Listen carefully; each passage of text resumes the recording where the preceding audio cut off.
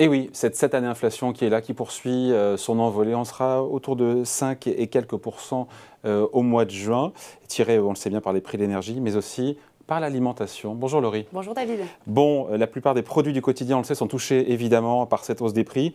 Et ça pèse fortement sur notre pouvoir d'achat, celui des ménages. Tout à fait. L'augmentation du coût de la vie se fait de plus en plus sentir, et particulièrement avec la hausse des prix de l'alimentation, qui représente une dépense importante pour les ménages français. Selon l'INSEE, les prix auraient augmenté de 3,8% en un an au mois d'avril et pourraient aller jusqu'à 6% au mois de juin. Conséquence, certains ménages ont décidé de changer leur manière de consommer pour faire des économies. D'autant que cette hausse des prix de l'alimentation est peut-être partie pour durer. Donc, certains vont devoir revoir un peu leurs habitudes de consommation. Il y a des astuces comme ça pour éviter de se priver, de se trouver un petit peu le porte-monnaie. Est-ce que vous allez me dire, voilà, on cherche les promotions, on remplace les produits qui sont plus chers par des produits plus abordables? C'est un classique, ça, non? Tout à fait, plusieurs solutions sont possibles pour limiter les dépenses, et parmi elles, il y a bien sûr la chasse aux promotions. Alors vous me direz, les promos, c'est bien, mais vous le savez, ça ne concerne pas toujours les meilleurs produits. Et surtout, on a tendance à acheter des choses dont on n'a pas forcément besoin et ensuite à les jeter. Vous connaissez les fameux packs 2 achetés, 1 offert. Alors pourquoi ne pas plutôt se tourner vers l'anti-gaspi? C'est justement ce mode de consommation qui permet d'acheter des produits moins chers et vous savez, de lutter contre le gaspillage alimentaire. Il faut quand même rappeler que 10 millions de tonnes de nourriture sont gaspillées en France chaque année, et cela représente environ le poids de 1000 tours Eiffel. Voilà, et pour le coup, là, on se dit que c'est énorme.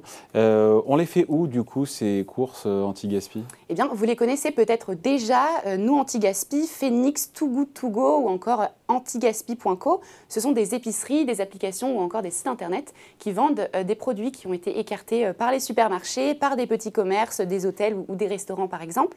Et les produits, eh bien, ils sont bien entendu consommables, mais ils sont invendus car ils présentent un petit défaut. Ils sont soit abîmés, non standards, mal étiquetés, en date courte ou bien en fin de série. Bon, comment ça fonctionne, de manière encore plus précise?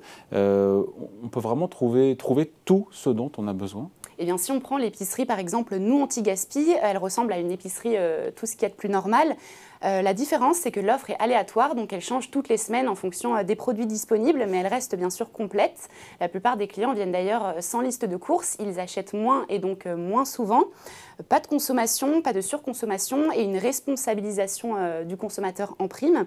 D'ailleurs, la fondatrice de Too Good To Go, l'application Too Good To Go, celle-ci aurait annoncé que grâce à son application, les habitudes des consommateurs auraient même changé. Certains commandent des paniers d'invendus matin, midi et soir.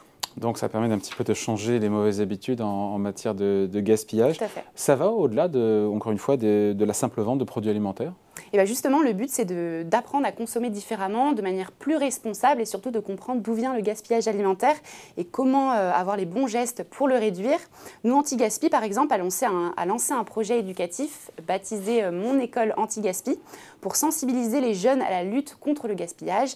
Il faut savoir qu'un Français sur deux ne connaît pas la différence entre la date limite de consommation et la date de durabilité minimale, donc la différence entre consommer jusqu'au et à consommer de préférence avant. Bon, et la date de péremption des produits, on sait que c'est un sujet pour le coup qui est majeur dans le gaspillage alimentaire. Tout à fait. Sur les 10 millions de tonnes de nourriture gaspillées chaque année en France, eh bien, selon la Commission européenne, 20% seraient dus justement à cette date limite de consommation.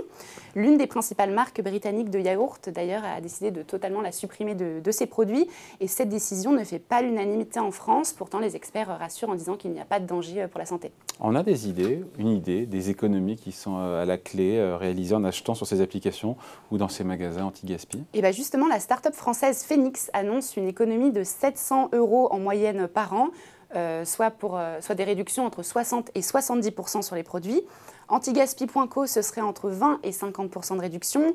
Too Good To Go, un tiers du prix d'origine. Et enfin, Nous Anti-Gaspi se vendent d'être entre 20 et 25% moins chers. Les clients ressortent généralement avec des paniers qui leur coûtent entre 15 et 25 €. Donc on fait coup double, c'est bon pour son compte en banque et en plus c'est bon pour la planète. Eh bien tout à fait, l'application Too Good To Go, qui a d'ailleurs été téléchargée par plus de 11 millions de Français, a déjà permis de sauver 37 millions de paniers depuis son lancement.